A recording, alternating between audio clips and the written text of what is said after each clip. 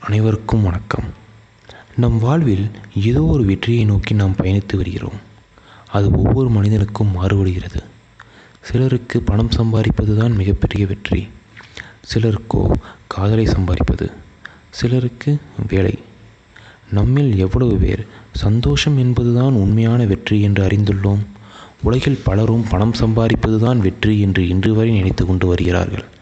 அதில் எந்த தவறும் இல்லை. ஏனென்றால் தன் லட்சியத்தை அடையாமல் விடுவதுதான் உலகில் மிகப்பெரிய தவறு.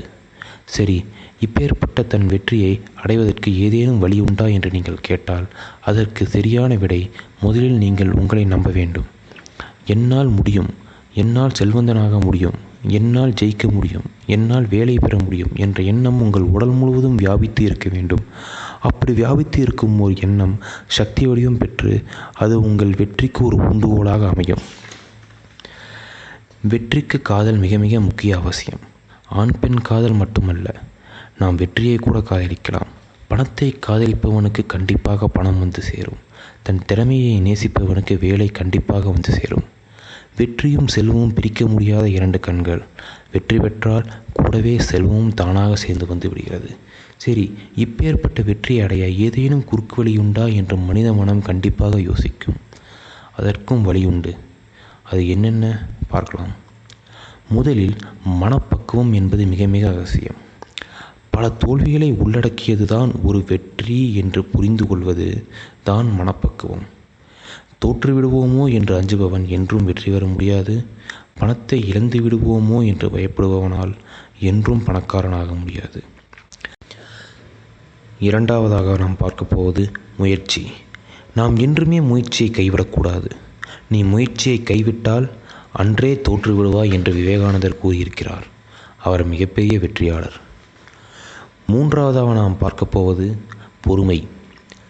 இந்த முயற்சியை நாம் எவ்வளவு நாட்கள் செய்து கொண்டே இருக்கின்றது, வருடங்கள் கிடைக்கின்றன, ஆனால் முயற்சி திருவினையாகவில்லையே என்று கூறுபவர்களும் உண்டு.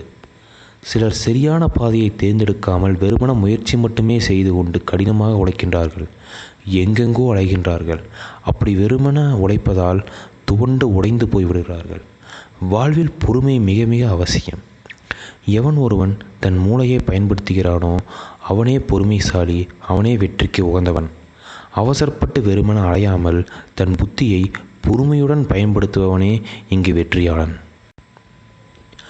நான்காவது, திறமையை நம்புவது. எவன் தன் திறமை மீது அசைக்க முடியாத நம்பிக்கையை வைத்திருக்கிறானோ அவனே வெற்றிக்கு உகந்தவன். அவனை தோல்வி என்றுமே நெருங்காது. அவன் வெகு விரைவில் வெற்றியை அடைவான். இறுதியாக நாம் பார்க்க போவது மனம்.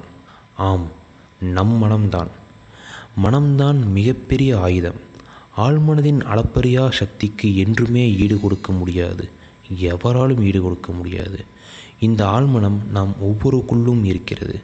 ஆழ்மனதின் சக்தியை கொண்டு எதையும் ஆட்கலாம், எதையும் அழிக்கலாம்.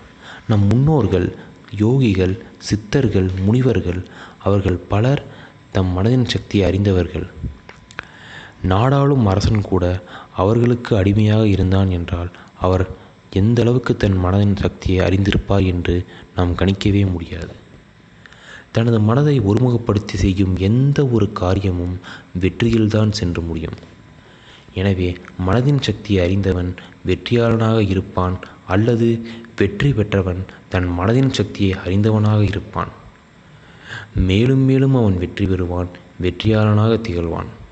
நன்றி. இந்த பதிப்பு உங்களுக்கு பிடித்திருந்தால் மேலும் பல பதிப்புகளை காண எங்கள் வெற்றி நமது யூடியூப் சேனலை சப்ஸ்கிரைப் பண்ணவும்.